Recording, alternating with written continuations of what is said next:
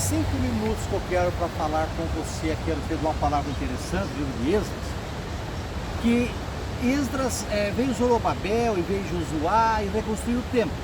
Esdras veio e restaurou a lei, depois veio Neemias e reconstruiu os muros.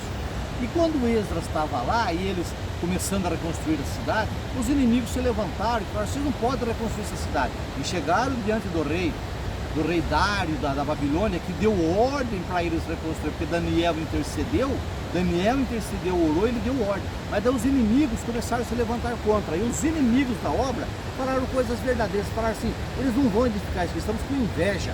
Não, eles não vão construir, mas não se esqueça que foi promessa de Deus a reconstrução. Então, se os nossos projetos é promessa de Deus, eles vão se concretizar sim, mas guarde uma coisa: o inimigo pode atrapalhar? Sim, ele pode, está escrito aqui que ele pode. Um dia vai reatar, um dia vai dar certo, mas o sonho, se aquilo que Deus preparou para você, que ele prometeu, está atrasado, é porque o inimigo está atrapalhando. Então aconteceu isso aqui como exemplo para nós. Então os inimigos escreveram uma carta para o rei e falaram assim: saiba, ó rei, que se aquela cidade for edificada e os muros restaurarem, eles não pagarão mais o direito do rei, nem os impostos, nem os pedágios, e causarão seu prejuízo. Então eles fizeram uma acusação: se eles se levantarem e se prepararem, eles vão parar de te servir. Então às vezes o inimigo, o diabo, ele fala assim: se essa pessoa for abençoada e ele tiver tudo que o senhor está falando que o senhor vai dar para ele vai parar de servir, a riqueza vai desviar dele. O inimigo acusa Deus, que ele vai parar de servir, ele vai parar de dar crédito, e o inimigo nos fica acusando diante de Deus sobre essas coisas. Guarde bem isso daí. E ele está errado? Não, porque a maioria faz isso, e nós também podemos até fazer. Eles falam assim: e agora, pois, nós somos seus assalariados, eles falaram para o rei, e não nos convém vir a desonra do rei, por isso estamos demandando essa carta aqui, ó, para tentar lhe dar um aviso. O diabo vai falar assim para Deus: estão entendendo que essa acusação, essa intercessão do inimigo para parar a construção é o mesmo que o diabo faz diante de Deus?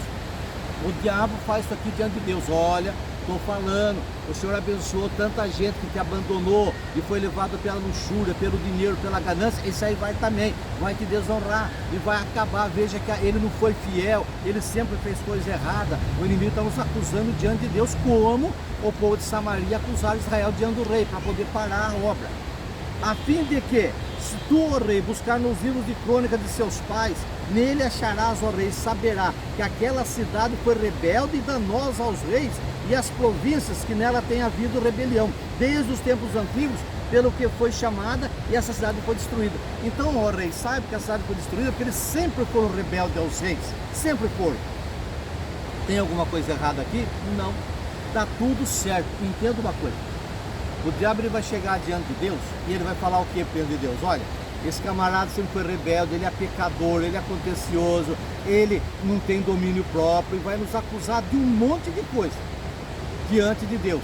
Então eles vão fazer de tudo, o diabo vai fazer de tudo para bloquear as bênçãos sobre a nossa vida. E como que nós vamos desbloquear isso? Então isso é fato. O que você faz de bem, os anjos estão anotando. O que você faz de errado e eu faço de errado, o diabo anota também e apresenta no tribunal diante do rei, para impedir os projetos e os planos de Deus para nós.